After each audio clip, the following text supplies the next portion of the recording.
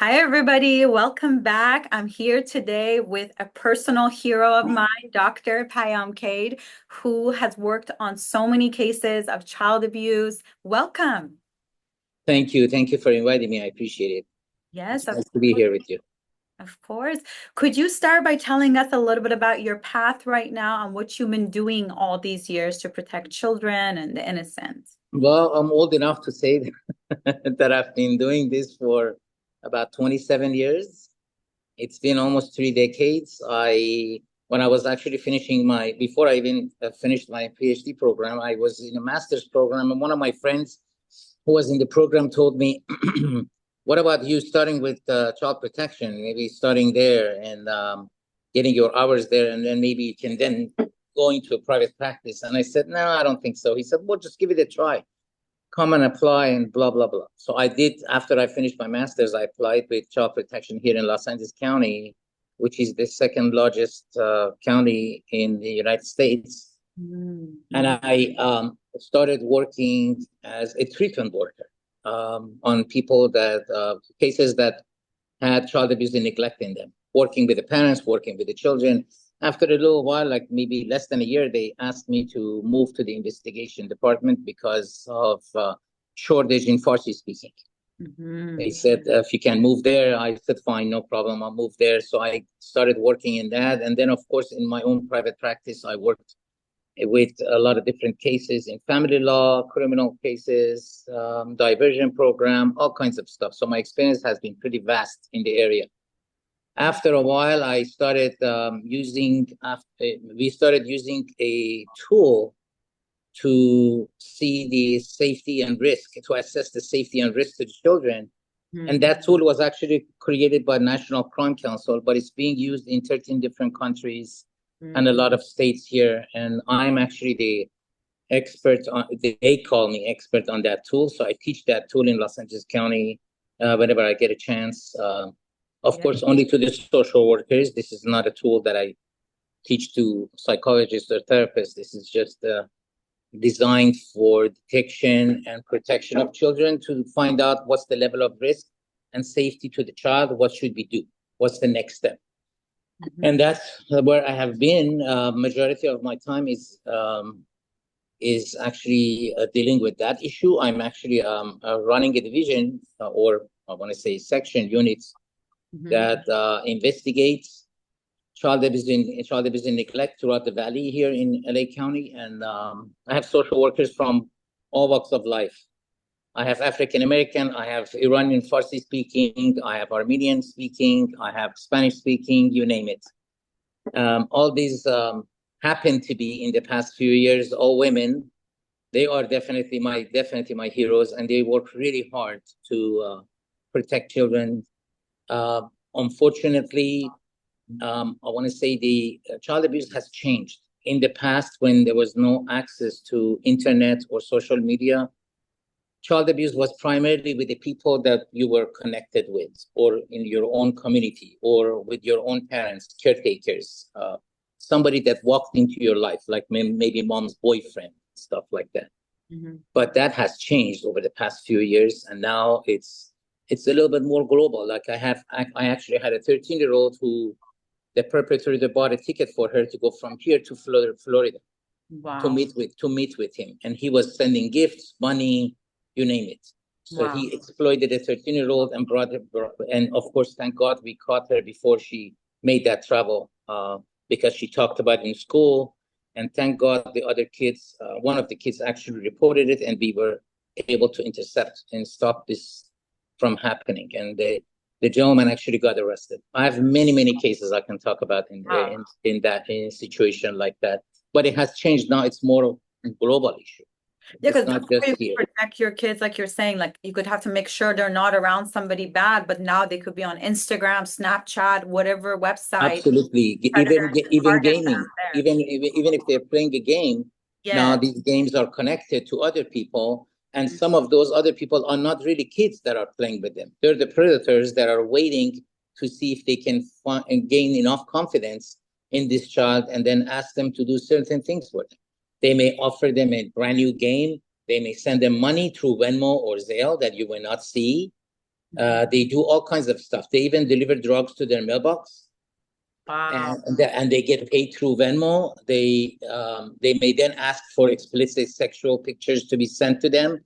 They find a way to gain enough trust so they can exploit you or exploit the child, I should say. Yes. So this is where we are supposed to be very, very careful. So since we are there, I wanted to just mention a few things about it, if you don't mind. Please, One of the ways you can protect your child, I mean, there's several things that you need to do, but a few things that are extremely critical to protect your child. One is you need to know exactly where your child is at all times and what is it that they're doing. Don't tell me that I trust my child. A lot of parents that tell me I do trust my child, I tell them, yes, you do trust your child, but you trust other people that are connected to your child or have access to your child or even to your child's profile. So this is not a very simple answer that I can give, but I can give some tips that are helping a lot of people. Most important thing is, in majority of the cases, in my past 27 years, I have probably investigated 5,000 cases. If I say 5,000, that's just a modest number. It's a lot more than that. We investigate, in my unit, we investigate more than 50 a week. Wow. So we have, my knowledge about this is not just personal experience, it's scientific studies that we have done. And SDM is the tool that we use. They also do research around this. So all this stuff that I'm going to be sharing today is based on research, not opinion. Number one, there is actually a child app that you can download from Google or from Apple App Store. It's called Child ID. You can actually put your child's profile information on it. It's pretty secure. So that way, God forbid, if anything ever happens to your child, you can immediately access it and share it with law enforcement. Information that are very vital for them to be able to locate your child. Two is, if you ever see your child being even missed for a few hours, we need to make sure you call your local law enforcement or 1-800-THE-LOST so they can immediately go into it and take a look and see what's going on, because they can immediately access your child's accounts and social media and find out if they're in contact with someone, if someone has picked them up, or they've made a promise to meet them somewhere, buy them a gift, or take them to an ice cream or whatever. Like I said, these people are very good at forging a relationship with the child. So we have to be extra vigilant. We can't just say, well, my child knows enough, I've already talked to them about it. That is not a best, and that's not a very good answer. It does deter when you talk about it with the child, because they know who to bring in, who to not to bring in, but it's not enough. So one of the things that you need to be doing is making sure that all of their gaming, the videos that they touch or play with, all of the social medias are under control. You have to know you have to be able to check their texts, messages they send, even through apps, because through apps they send text that you don't look at. You may look at their phone and you can say, well, I just opened it, there's no text, but there's no text there, but there are other apps that they can send text through. A lot of kids these days use WhatsApp and a lot of other things that we probably don't use on a regular basis. So you need to educate yourself about the websites, softwares, games, apps that your children use. That's number one. Check their social media and the gaming. Gaming profiles are usually information that the kids share on gaming apps, and then you don't have access to, but it's there. But the predator on the other side has access to that information. They gain access to the child, and then they may say, well, give me your this and that so I can send some information to you, or send it through this number, or connect with me here, or connect with me there. I cannot tell you how many, God knows what these women are. I'm sure they're not okay, but every single day I even get stuff and I'm 56 years old. I get stuff from women or whatever that they send messages, contact me here, contact me. I don't even know what they want. I just delete it, or add me as a friend and this and that. And I just reject, because this is where you're going to go the wrong direction. Most importantly, you need to explain to your children, once you share an information or you share an image, it may be posted and it never be taken off, because by the time you post it, it could be shared with other people, by other people. So you cannot, it doesn't disappear. Let's just put it that way. It does not go away. Make sure your kids use a privacy setting that keeps their profiles secure.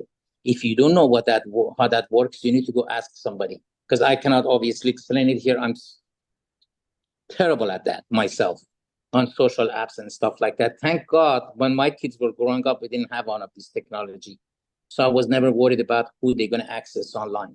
But now this is a global issue. It's happening everywhere, and if you tell yourself, my kid is actually a good kid, it's not going to happen to me, I can assure you, I have seen this happen to actually the good kids, the ones who were naive enough not to know who's on the other side, and they would share private information with them. They would even tell them where their parents are, what do they do for living, where they're at now, and when they're going to be tonight, and all of that stuff, because they, like I said before, they have found a way to forge relationship with your child. So they don't see it as a private information anymore. They think this is something that I'm sharing with a friend, with somebody, and they don't know that friend is actually an adult that's trying to exploit you. It's not a 13-year-old on the other side. But the good thing about it is these websites are constantly being monitored by the FBI. We have worked with them in any situation where we were supposed to protect kids. And obviously, we communicate directly with all of the law enforcement agencies to make sure we tap down on this. But it is becoming bigger and bigger. So even sexual trafficking of children and women has become, even boys. So I'm saying kids, meaning boys and girls. So some people might assume that it's the girls that is going to be the victim. No, it's often the boys too. It happens to everybody. So this is not this and that. You should make sure to encourage your kid to have a different screen name. Never use their own name. That's very important. Not to use their own name or last name. Always put some fake name or some made up name or whatever. Put their number one or something else. This is rule number one. Do not share private information with anyone. Make sure if your kids have access to these sites or gaming, that they're constantly being monitored by you. Do not tell me that my kid is going to get angry if I do that. Doesn't matter. Let them get angry. Make sure you access and check. If they won't let you, shut it off.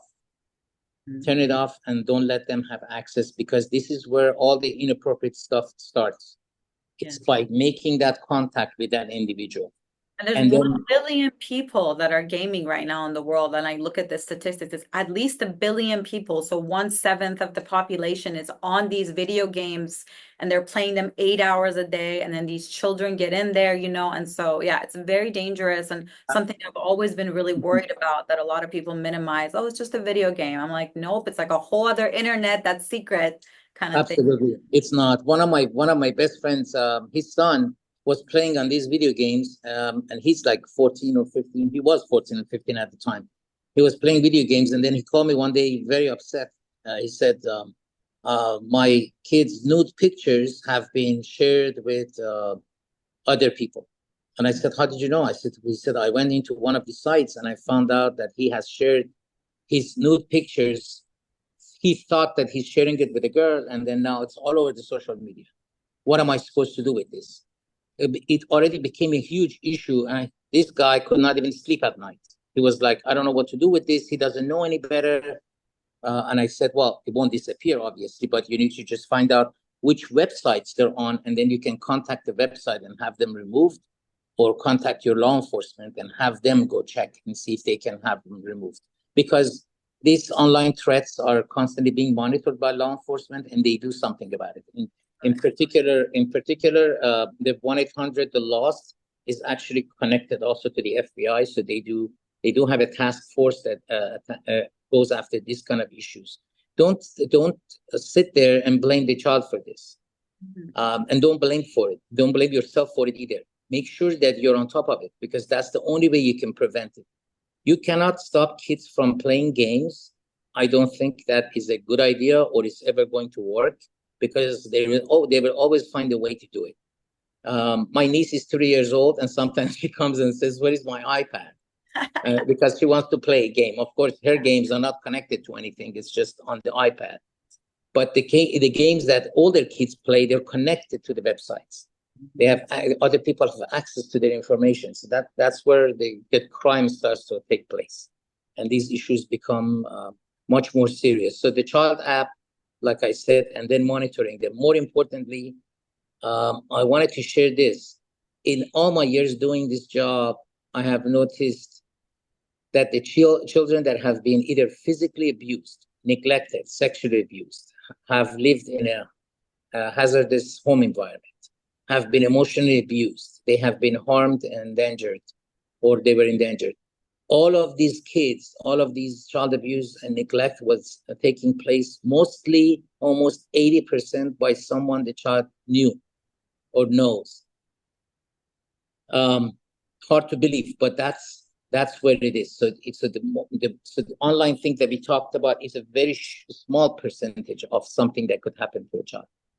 And could you tell us, like, based on all your years of evaluating sex offenders and predators, what are some common personality traits you notice in them that might be easy for us to notice? Because they're very good at hiding, obviously. Like most people could never tell, right?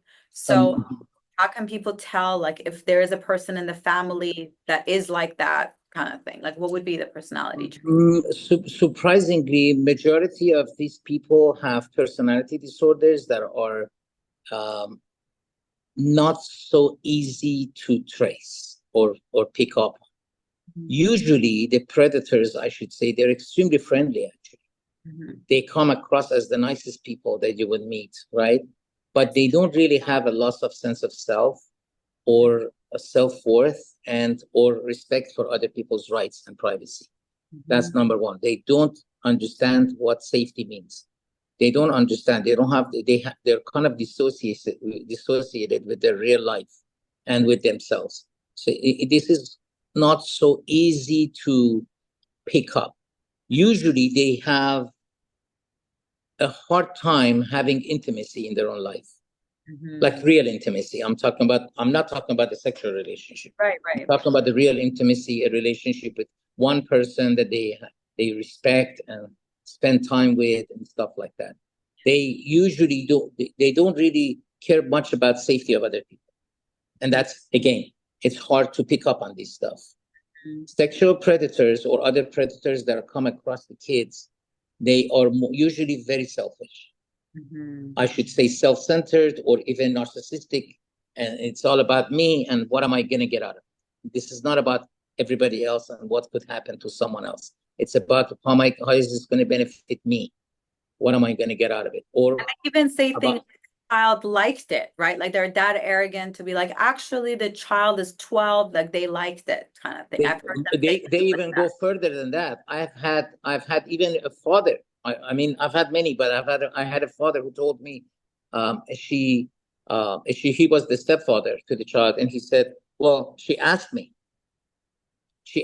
So this is on her. Why are you putting it on me?" Surprisingly, if you're not going to believe this, I'm sure you do because you're also an expert in this area. But surprisingly, when you talk to the mothers, they actually blame the child for it. Wow. This is where we not only we remove the child from the mother, we actually file charges against her for not protecting the child. So she actually faces that jealousy thing. I've seen that exactly, where it's like, oh, the child had sex with the boyfriend of the mother, and now the mother's mad at the daughter, and it's like your daughter's 11 years old. It's your boyfriend. It's like or the girlfriend, because obviously the predators can be men or women. It is also abuse little boys and little girls. I've seen, right? It is something that to this day, after 27 years, blows my mind. Like, how could you blame a child, even if that child is asking for it? Yeah. How can you ask a child to be responsible for this act? Exactly. It looks like you have lost connection either with your child or with reality. You have no idea what is the age-appropriate expectation of the child and what is an age-related expectation of you as a mother, or a father. You are supposed to be the ultimate protector of the child. That's your number one responsibility. Far more important than feeding or clothing the child is protecting the child against all the harm that it can bring to the child. Because we all know that when these kids grow up, the impact of this trauma stays with them for so many years, right? We already know that. Like, first of all, they reacted, like they have reenactments, like they become sexually promiscuous, so they actually want to do this more often with somebody else because that's how they gain control over their body. So you would not, don't be surprised if you see a 14-year-old having sex with 14, 15 kids. That is not normal. That is something that I can completely understand because they have been exploited before and have been sexually abused. Now they're kind of reacting it. So it's a dynamic that we can expect from children as a result of what has happened to them.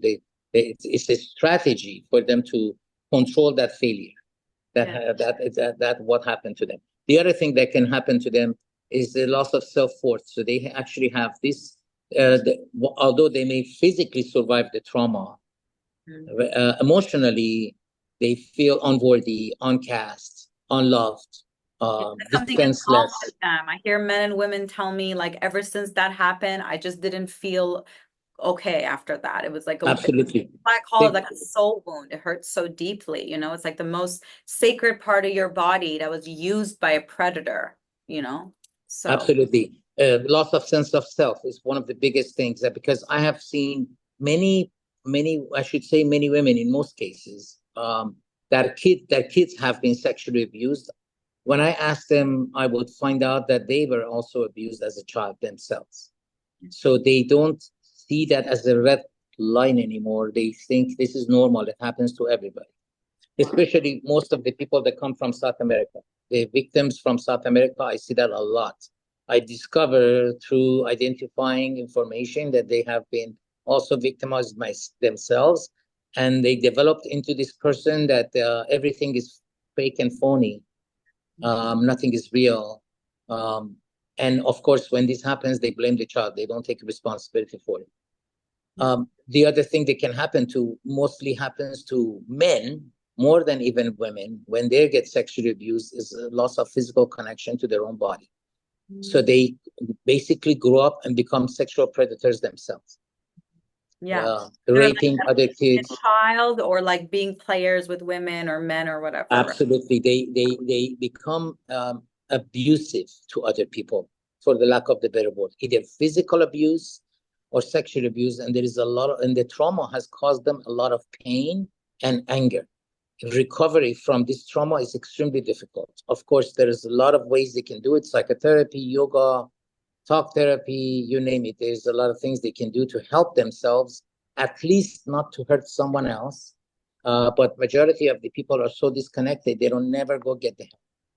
Yeah, I think for men too, it's harder sometimes, right? Because it's that pain of like, how could a man be sexually abused? I've heard guys make fun of other guys, like, oh, the girl abused you. It's like, well, he was 10, you know, it's different than like adult men.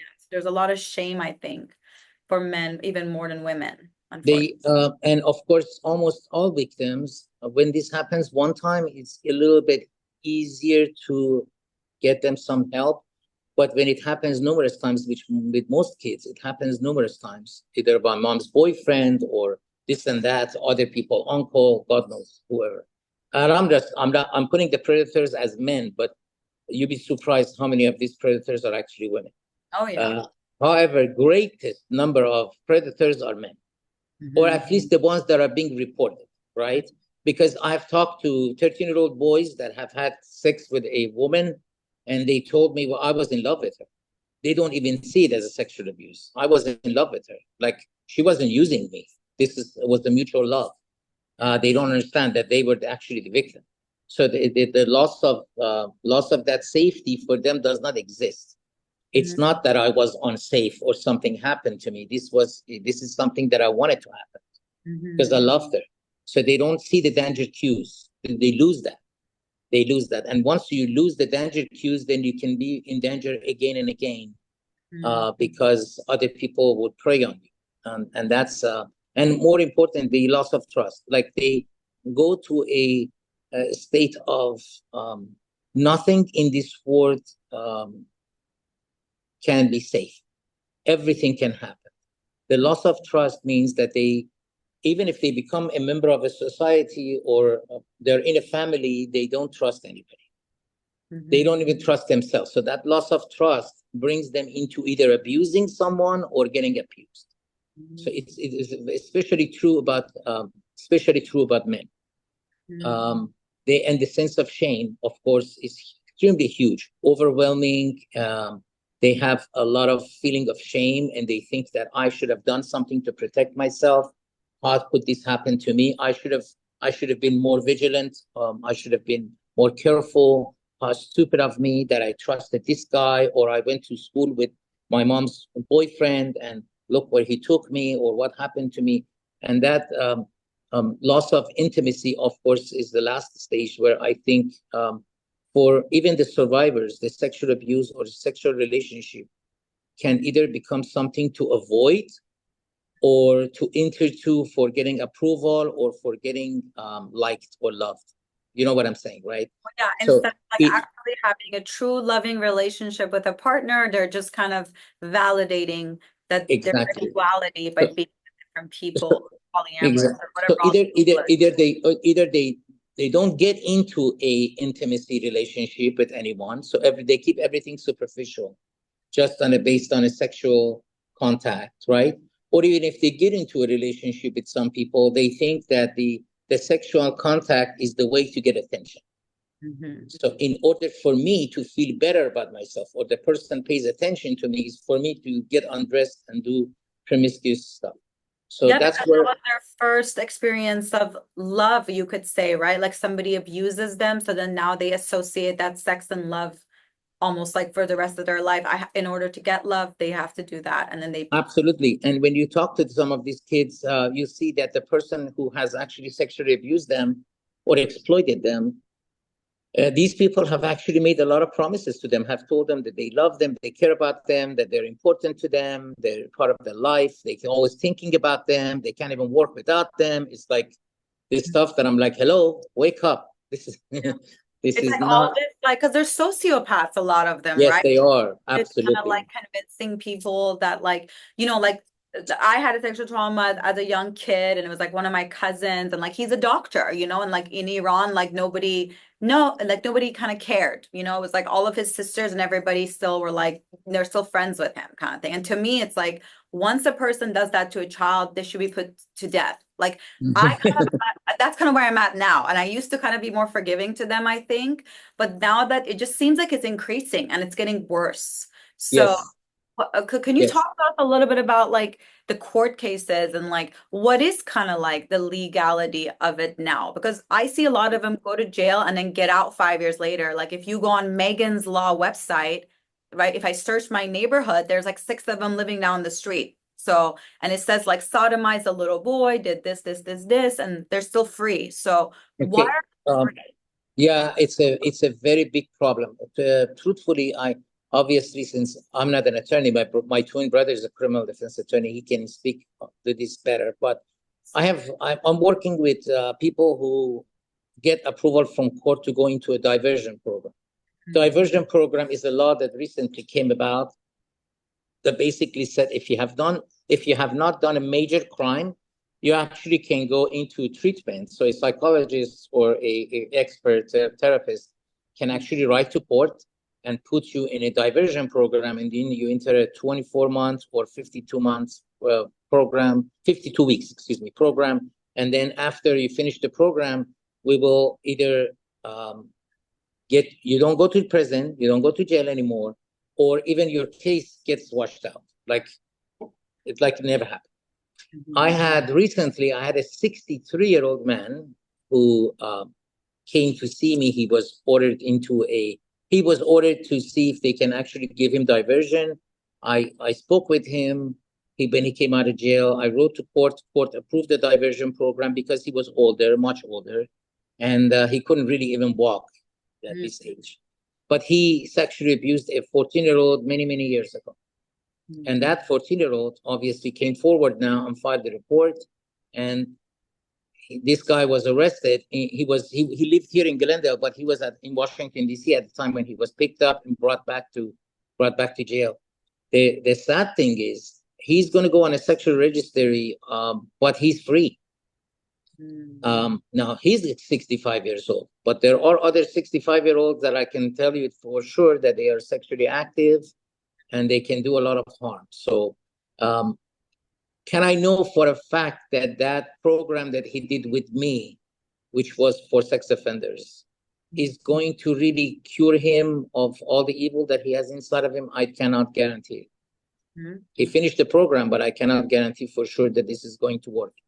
On the other hand, a lot of cases, especially in LA County, people that are living here, they know the Gascon, which is the head of DA here in Los Angeles County. And this guy does not like to prosecute anyone. He takes, I have cases where they had sexual abuse or physical abuse or even child was burned happened, and the guy received probation or got 3 months suspended sentence or a year suspended sentence. So they don't go to jail. In the old days, in years before, when I was doing this job, as soon as I would make a report, that guy was gone for a long time. And that is not happening today. So this is where it becomes tricky. So when you say child abuse, when you say Megan Law or Megan website, the good thing about it is that at least you would know around you who are on the sexual registry. But I can tell you for sure, majority of the kids that I see these days are getting abused and victimized have nothing to do with the people that are actually living in their neighborhood. It has to do with the people that they interact with online, because the predators have learned how to lure people in. They don't break into somebody's home to go rape them. They found a way that to bring the victim to their corner, get their attention, buy them gifts, do a lot of different things. Even some of them, they do as sick stuff like send me your underwear or and stuff like that, which you and I would look at like, what is wrong with you? And grow up, like, but they do that. I've had kids where they told me sexually deviant. They're very sick in the head. I mean, if you want to have sex with a child, you have to be so fucked up in the head to get turned on by a child. Absolutely. So like I've never seen any of them change. I actually one day I remember it was like a couple of months ago. One of my social workers was sick. She wasn't okay, and I said, you know what? I'm going to respond to this referral myself. I'm going to go see the child at school myself. Right before I got to the school, I got a call that the mother is here, police is here, blah blah blah. So I showed up at school, talked to this 13-year-old, and she told me, I said, so who paid you? How did you get the Venmo money? She said, this guy sent it to me. I'm supposed to ship my underwear and my mom's underwear to him. And I thought she's joking, but then she showed me the text that she had on WhatsApp. This is exactly what the guy was asking for. They didn't ask for a nude picture or anything like that. He said, just send me this and I'll send you $50. It may start from there, right? So they gain trust and then they bring them into this, and then it can lead to other things. And then, of course, it could be a travel abroad, or I'm going to come and see you at the corner of da-da-da-da, come and see me.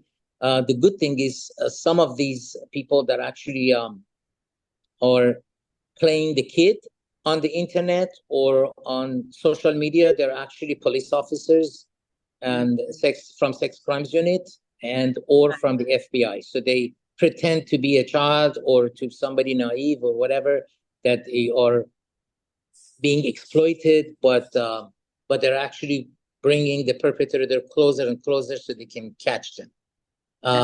Unfortunately, there is a lot of them out there. I don't know if you saw the report that came from ICE. Tell me how many? Yeah, what is the report that just came from ICE showed of the 567, if I may not get the numbers exactly, 567,000 people that they found illegally in the States. 13,000 of them have had either a conviction in their own country for murder or something similar. 15,000 of them have been rapists that are here, and they have not been captured. In fact, last week they captured 275 of them. So imagine we have thousands of them out there, besides the number that they have had. They're kind of all over the U.S. now? They're all over the U.S. now, yes. They're all over the U.S. and hard to catch. Some of them hard to catch because once they come in here, they toss their ID and they just go with an assumed name. And of course, it's catch and release. So they get their information, give them a slip to come to court, and they release them into the society. And most of them would never see a courtroom unless they're captured. Well, may I say, like, I mean, a lot of the powerful people in our world are rapists. Like everything coming out with P. Diddy and Epstein and that fashion, what was that, Balmain or some fashion brand? Remember, they had like Or children. What was it called? The R. Kelly. R. Kelly R. was Kelly. Yeah. So that's yeah. why I think the laws are so lenient because the people that are making the laws are the ones that enjoy having sex with children. And that's why so many sex trafficking exists because there's that movie Sound of Freedom where a lot of people didn't watch it because they're like, oh, it's like a Trump thing. Or I'm like, no, children being protected is not a political issue. All children, whether they're Republican, Democrat, liberal, I don't care. They all should never be sexually raped. Right. But that movie Sound of Freedom, I mean, it's like so many children go missing and it's expensive. Like they might say, like, I want to order like a 14-year-old, I'll send you $30,000. So it's who are the people that have this money to do this? Yeah, exactly. And I remember I want to say 22 years ago, something like that. I had a training, a 2-day training with the sheriff deputies who were on the sexual task force, and none of the conversation was about trafficking. Now, if you join the training, it's all about trafficking. At that time, they said in Palmer and Lancaster and some other rural areas here in LA County are where the predators living. So you would see a lot of cases of child abuse, sexual abuse in particular, in those areas. Now, they don't even talk about those areas. This is all over the place now, everywhere. Number one is because the cartels have learned, and I know a lot of people would think I'm joking or I'm making a story up, but that's very true. A lot of the cartels have learned that they don't necessarily have to just bring drugs. They can do human trafficking and make a lot more money out of human trafficking, and it's a lot easier too. And they don't get caught as often as they did with drugs. So it's a lot easier. There is no dog that can smell and say, oops, this is a victim of trafficking. There is no such thing. They just have to make it up to look like this is my daughter or this is this and that, and traffic them across the state lines, or bring them from South America here and exploit them and make money out of them. Now, if you take some of these trainings, the sad thing is you will find out that a lot of these, I call them perpetrators or sex traffickers or pimps, if you want to call them. A lot of these people are averaging $250,000 per child per year and or more. So if they have 2 or 3 children under their care, they're making $700,000 minimum a year from these kids. That's the income. So a lot of people are having the kids work. It's not like they get raped once. It's they get raped 10 times a day, as much as they can do it, basically. Yes, I'm not sure about how many times, but I can definitely tell you that this happens. And this is not just particularly just for the kids. It's for younger adults too. It happens to them as well. They use them, and they use them in so many different ways. For example, I had this mother who looked like a supermodel last week in my office. But I immediately, when she walked in, I noticed she's a heroin addict. And I saw her fingers, they were dark and burnt. So I knew that she's probably doing meth with a pipe as well. So I confronted her. I kind of nicely, kindly put it in her face. I said, you're doing this stuff. And then she admitted, yes, I am. And I need help. But this was the third time that she was being brought to Children's Services for questioning. So this time I told one of the social workers to get a warrant to remove the child from her, and then we go from there. But the funny thing is, when we walked out, the social worker said, I have some toys that I'm going to bring to you when you're walking out. I was going back to my office, and then I kind of picked from the glass outside, and I saw the social worker walking. I said, you know what, I'm just going to walk with her to see if mom is driving or not, because she told us she's not driving. She was under influence, obviously. I found this man in the car, which we later we called law enforcement. We find out that the guy has a warrant for his arrest, and he's actually the pimp for this mom. And this mom is a young 27-year-old, 26-year-old who this guy bought her an Audi and gave her a lot of different clothing and stuff like that, and of course was furnishing the drugs that she was seriously dependent on. So she had no choice but to work for this guy because of all this stuff, that perks that she was getting and all the drugs she was receiving. And God knows how much money he was making off of her, because obviously, like I said, she was very good looking. So I'm sure a lot of predators out there are waiting. And then she had a son with her, which we had to take into custody, because the son, I promised, that would be possibly the next victim. Eventually, this child, who was 3 years old, would become a little bit older, at a little bit older age, would become the victim of one of these people for a lot of money. Exactly. If not sexually abused, oftentimes some of these sick people, they take pictures of the kids and they sell them for a lot of money. I'm sure you've already heard of them. Right. Yes, they go on social media, they sell them for a lot of money. They share them. They have them on their profile, that you may catch one of them. I had a UCLA professor that we arrested, law enforcement arrested, and I was involved in the investigation a few years ago when they brought his even work computer at home from UCLA. They removed his computer and brought it to police station. More than 100 different type of sexually exploited kids were on his website, on his computer, on his work computer. Forget about the home computer. This was at work. And this guy was a UCLA professor. If you would have looked at him, you would say impossible. Like he looked like a normal human, I bet, yes, right? Absolutely. So you would say that this is not a possibility. So the reason I say you need to monitor your kids and know where they're going. If they're going to have a sleepover, you need to who it is, what is it that they do, ask questions about your kid. What happened last night when you went there? What did you do with your friends when you went for an ice cream with such and such parent? You need to be vigilant and you need to ask questions. Don't assume, oh, this guy is a UCLA professor, or this one is a doctor, that one is a lawyer. There is no such thing. There is no such thing, right? Your gardener could be the safest person. Even love abusing children for some reason. It's almost like this weird psychological thing, right? It's like yes. So the assumption for a lot of people is that a person with no education and lower socioeconomic or in poverty level is the one that is the predator. That is not the case in sexual abuse.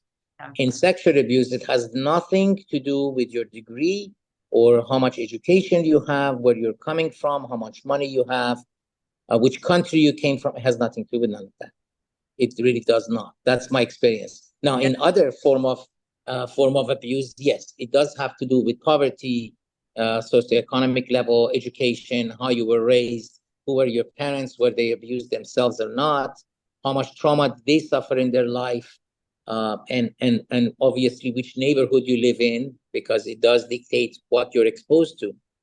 But in sexual abuse, that is not the case. And please, for heaven's sake, do not blame the child for this. Why did you do that, or why did you do this? The children do not know about these issues. They don't even know what sex means. They're actually psychologically manipulating the child, right? Absolutely. They have gained enough trust that even if you ask them or tell them, this guy is a predator, they may yell at you and say, how the hell can you say that? He's not a predator. He loves me. He cares about me. He's my friend, this, that. And it's not. I'm like, when I try to get women out of abusive relationships, they defend the guy. I'm like, what do you, like, what's going on? And then a year later, they're like, everything you said came true. I'm like, I know. Like many cases that we deal with every day, they defend the guy to death. They even let the child be detained and be removed from home, but the perpetrator stays. Wow. Literally. That's happens every single day. It just shows that the perpetrators manipulated the other parents as well. Like I don't think people realize how smart sexual perpetrators are. They are. To keep that kind of secret, because usually one of them abuses like hundreds of children, right? It's not like they do 2 or 3. It's like, it's literally, to them, sex means having sex with children. So they're going to keep doing it as many times. The ones who actually go after children are I want to say, the sickest people. If they're actually even thinking about having sex or do that kind of a filthy whatever thing to an adult, I have actually a little bit more respect for them, which I shouldn't, but I have at least a little bit more. But when it comes to children, zero respect. I had a case where 2 Iranian girls here, this was about, I want to say 15, 16 years ago. They're obviously much older now. One of them was 14, the other one was 16. The apartment manager, who was 50 some years old, had sex with one of them already. And then he got the 14-year-old to live with him, go across the state lines. And he was going to change her name, change her looks. He had changed the hair color, everything. And he was going to marry her. Thank God for a car accident where they were going across the state line. It wasn't actually a car accident. It was speeding. He was speeding, and then he got pulled over by a sheriff deputy. He was trying to, he thought that they were going to catch him because of the girl that is in his car. He didn't know it was only because of speeding. So when the officer caught up with them, he started putting the baton into the glass and break the car glass to drag him out of the car, and the child was injured. She was injured because the shrapnels of the glass went into her eyes and in face, whatever. So by the time they brought her out, they found out she has an open case with DCFS here for physical abuse by her own father, which I was investigating. And of course, there was no physical abuse. The child was lying. It was basically giving false information to the police and us about her father. So anyway, the sheriff deputy over there called me and said, "This is a child that you guys are investigating." I said, "Yes, I want her back." When I was in the plane with her coming back, I had to travel down there to pick her up and bring her back here to the States. When I was on the plane coming back with her, she was telling me how this guy became friends with the family, came into the home, fixing everything all the time, even fixing her dad's car at one time.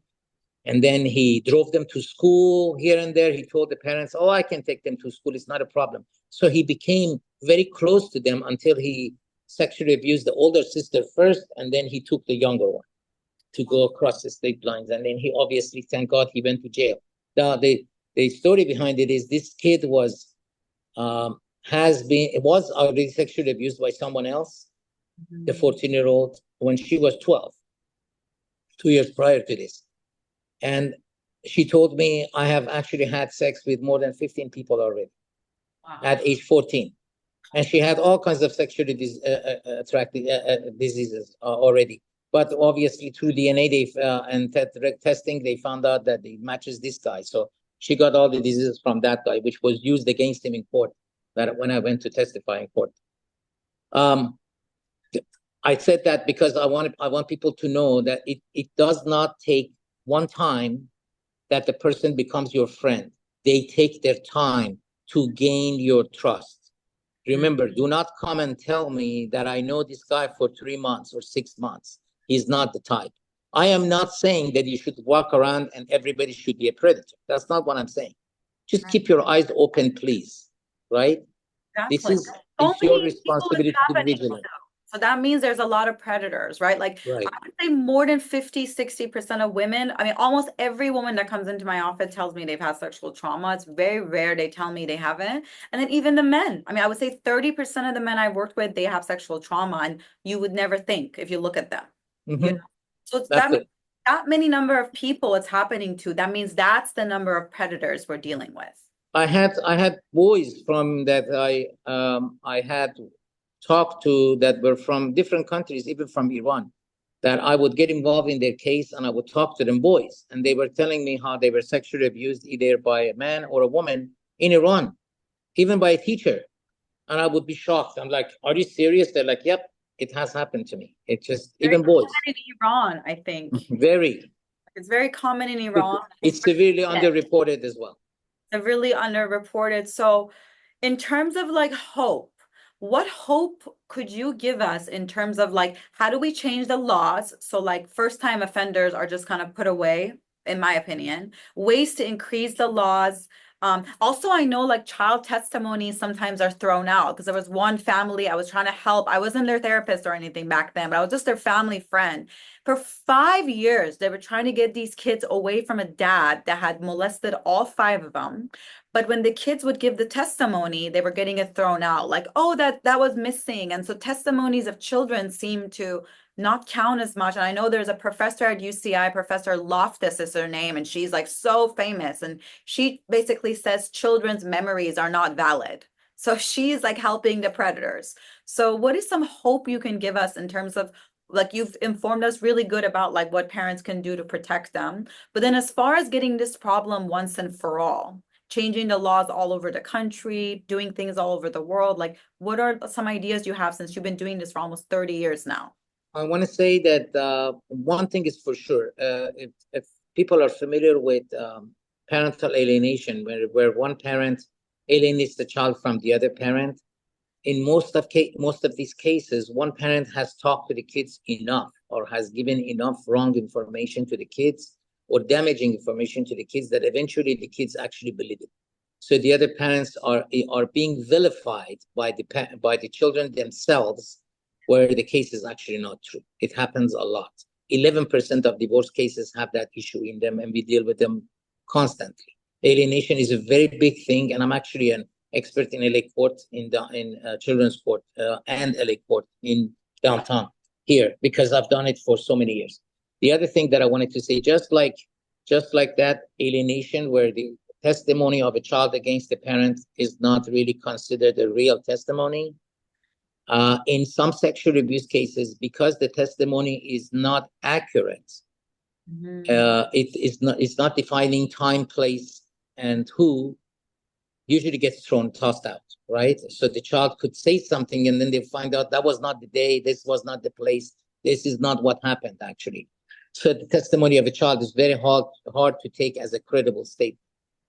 It is not in children's court, because in children's court, we don't go based on, we go only based on prima facie, meaning a minimum amount of evidence. We do not go based on, it has to be, everybody has to believe it. Beyond reasonable doubt does not exist in children's court. So if we remove somebody's child, we don't have to prove it to a jury that is beyond reasonable doubt.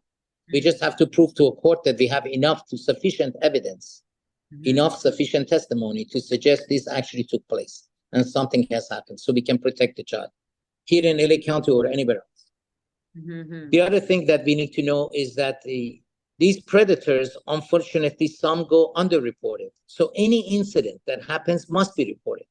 That's number one. For them to get later on to go maybe to prison or go to jail, they need to have that record set for them. So if they do anything inappropriate with the child, don't just pass by. Please report it. Because sometimes people say, even my own brother one time told me, what are you doing? Why are you doing this, interfering in this business? I said, my job is to protect children. He said, you're not working right now. I said, it doesn't matter. Exactly. That's why you're my, right. It doesn't matter. My job is to do this, and I'm going to do it even if I'm not working there. So I stepped out of the car. This guy was a drunk driver who had a child in the car, and he came into the grocery store to pay for gas and go drive. And I noticed the child inside the truck, and I stopped him.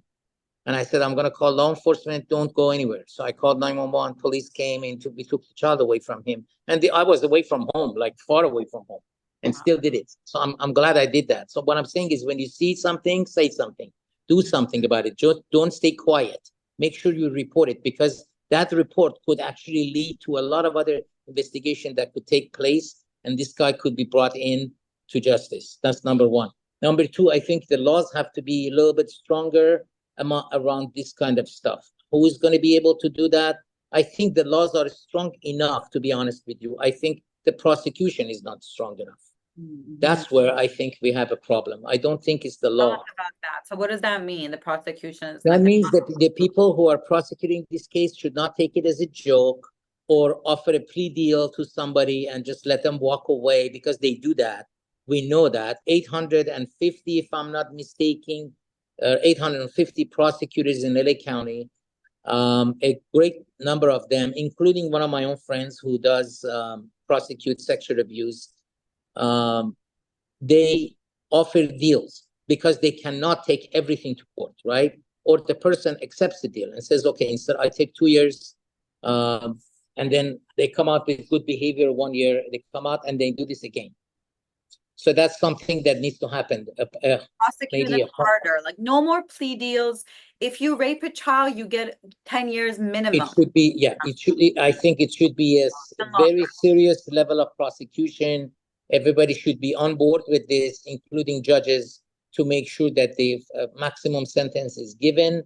And obviously, the other thing that needs to happen, I think, this is just my personal experience.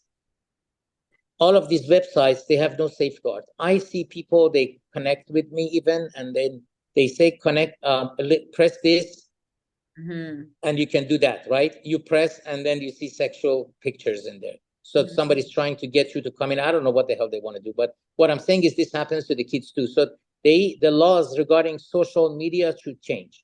There should be a lot restricted law out there to protect people from that, I heard that a lot especially the of them, they kids find the kids on like Instagram, Facebook, Twitter. Like I heard everywhere. Twitter's been cleaning that up, but there is actually tags, like hashtags for finding children kind of thing. Exactly. Right? So they need to So, change the laws. They are actually getting better. I just found out that Facebook and Instagram are putting lock mechanisms in there so that all kids cannot just connect with everybody else. They're very restricted, very controlled. They have parental control on it.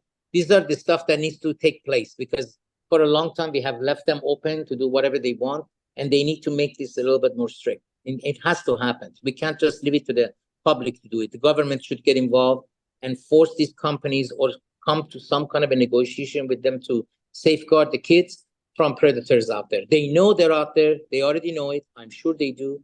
They just need to make their platforms safer for kids exactly. or for younger adults that have no clue what's going on out there. That these are the stuff. I think the laws are okay. They just need to be a little bit stricter, more controlled, So the so laws are that in place. We just should use them. You're saying the laws should be a little bit further pushed on them. Like right. people go to jail for like having a little bit of like marijuana or coke for like 10 years, 20 years. And then a man or a woman is raping a child and they get 2 years. And it's They like, get, it's ridiculous. Yes, and to be honest with you, usually the punishment for women is a lot less than men. I'm not saying that should change. I don't know because I'm not a I don't think prosecutor. that, I think women are just as dark as men when they go into their shadow. The number of women that sexually abuse is probably 1 to 10 when you compare it to men, right? But women find it easier way to access a child. It's Yeah. a lot easier, The dark side of femininity is not talked about enough, if you think about it. right? And Like then they're always villainizing men, but the women that are super dark, I mean, people like don't see it, I yeah, think. and usually it's a lot easier for you to say, "Oh, I can definitely trust this teacher or trust this mom." It's a mom, it's not a dad, right? So we immediately jump into, "Oh, this woman is okay." Babysitter, nanny, nanny would never do anything like that. So we trust them blindly, and we just let them do whatever they want. And Yeah. this is where we need to be a little bit more careful. I'm not saying we should be hyper vigilant and go Yeah. crazy. I just think that we should just know that anybody could be a predator. Anyone, it can be anyone. And the laws to protect children obviously are not good enough to predict who is and who's not. They're not. But once it comes to their attention, they need to also make it a serious example so that other people know that if you do this, this is what you're going to get. If you touch a child or you exploit them, even if you take a nude picture of a child, you're Exactly. going to be going to jail and you're going to be serving time and doing all that. You don't get away with it. And that needs to happen, hopefully, to reduce it. I have to say that I've seen the number of cases in so many other cases, like physical abuse or even emotional abuse, has been reduced since years ago. Thank God. But I have to say, unfortunately, sexual abuse and exploitation, especially exploitation, has gone up. Trafficking has gone up, has become worse. And that's also connected to, I don't want to be a politician, but open border policy does not help. Bringing a lot of people, unvetted people into the country does not help because some of these people are predators that are coming across. You can close your eyes to it and lie to yourself, but it's true. Those people were trafficking probably children on the other side. Now they do it on this side and make a lot more money. Yeah, So I'm not saying like all people that come on the border are predators. I know you're a very kind person, but you're saying like, why are we having people come without being evaluated? And in that movie, Sound of Freedom, that's exactly what it showed. They're bringing a child across the border, and that's how they're getting him in. And then I heard a man say like they're bringing them with buses and buses. They're taking them to like a Walmart type place. And then like any person can come and pick up the child. Like it's just like, oh, Susie's my daughter. And then I just saw this like 6, 7 months ago, and somebody like working at Walmart was saying this. And he said, like, yeah, all these children are going with people and we never check on them. I am not surprised. And you remember when Formula One was happening in Vegas recently, Formula One, the race car event that took place in Vegas, over 50 people got arrested because they were exploiting children and taking them across the state line so they can work over there. Because there was a lot of huge number of people that came to watch that race. In Vegas, there's a street where, yeah, somebody told me the kids go there and the pimps are there and the police can't do anything because when they go up to the kids say, oh, this is my uncle, right? That this is where the problem is. So if a police officer even pulls somebody over, the child can come has been trained enough to tell the officer, yeah, this is my uncle, it's my dad's friend, or blah blah blah, and we live here and blah blah. And then the police officer would go, because what are you going to do? They can't detain the child. Child already told you your story and you believed it. So then that child is being trafficked all over the place without anybody noticing. By the time they notice, 2-3 years, this child has worked for this pimp and has made a lot of money. And of course, after they get a little bit older, they're not useful anymore. They throw them away. Exactly. And I heard also at the ports, like a lot of the ports, they're finding shipping containers full of children. And then they kind of take them, or young women, and they put them in like massage parlors. And so now when I go to these massage places, whatever, I'm always like on hyper alert, and I know that part. I haven't heard of that kind of an activity. Of course, they do in massage parlor. I just haven't heard this coming from the shipment or anything like that. I know that they're already out there. All of them are out there, and they find ways to connect with these kids very easily. Some of the kids that are even in foster care, I mean, a lot of people that actually do foster care work, they know that. They target these kids in foster care because they already don't have a family. They have their life has been marginalized. They have gone through a lot of trauma. So they bring them in and they make him a hero in their eyes instead of a victim. And then they start exploiting them. That's where this goes. I worked in group homes, and I remember there was teenage girls, exactly what you said. Like her dad had beat her up, her brother had raped her. She was in this group home, and some pimp was offering her stuff, and so it was like, it was just crazy to me. And they offer them everything. They offer them money, clothing, shoes, bags, whatever. A different type of lifestyle, drugs, a lot of different things, and that's where the child gets exploited because they have an incentive there, and then they get to work for these perpetrators, unfortunately.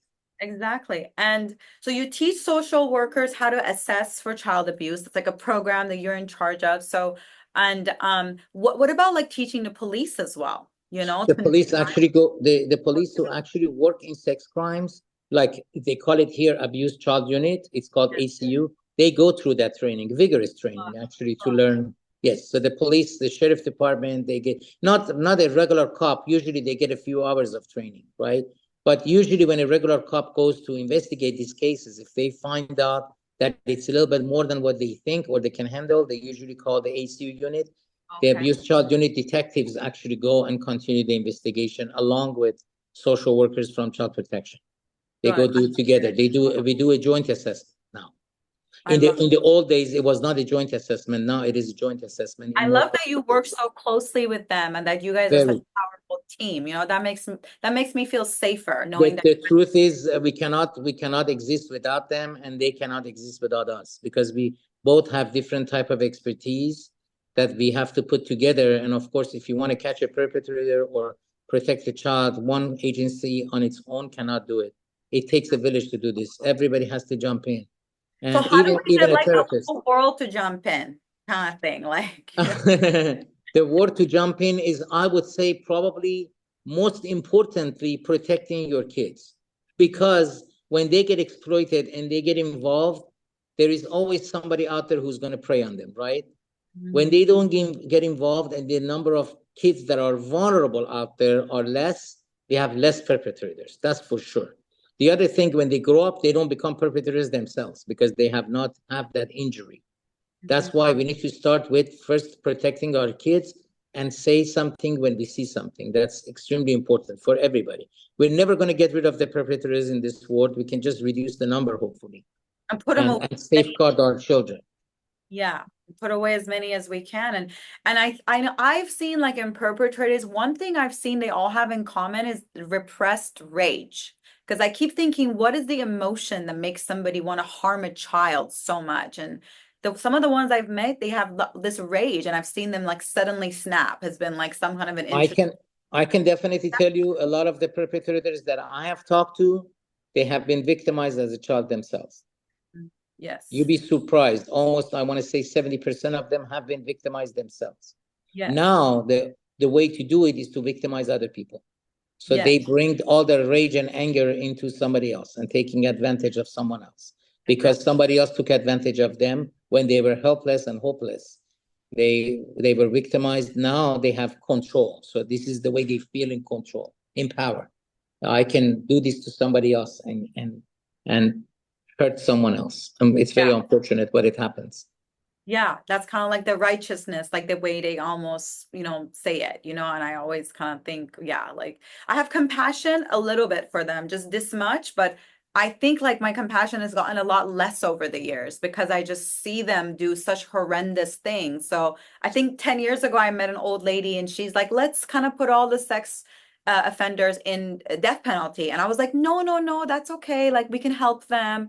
But now I'm at a place where I'm like, I don't know, I don't, you obviously do the assessment and you see some of them, like this old man, you said he can't walk, like he can be placed in like an old people's home, kind of that kind of thing. But when they're still having sex with the children, man or woman, I think they should definitely be kept away. And I think like like us almost like we're kind of like giving them more chances, but like there's some people that just are not going to get better. No, some are not, and I can definitely say that sexual predators very difficult to heal.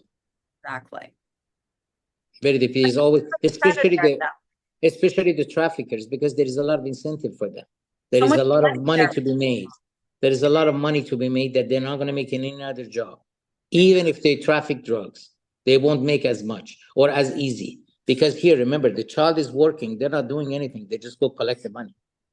That's what they do. And usually now they don't even go there to collect the money. They pay the perpetrator who is sleeping with the child or doing whatever to the child pays first through Venmo, Zelle, all these apps. They Mhm. pay first that the child goes there and the perp is not even there.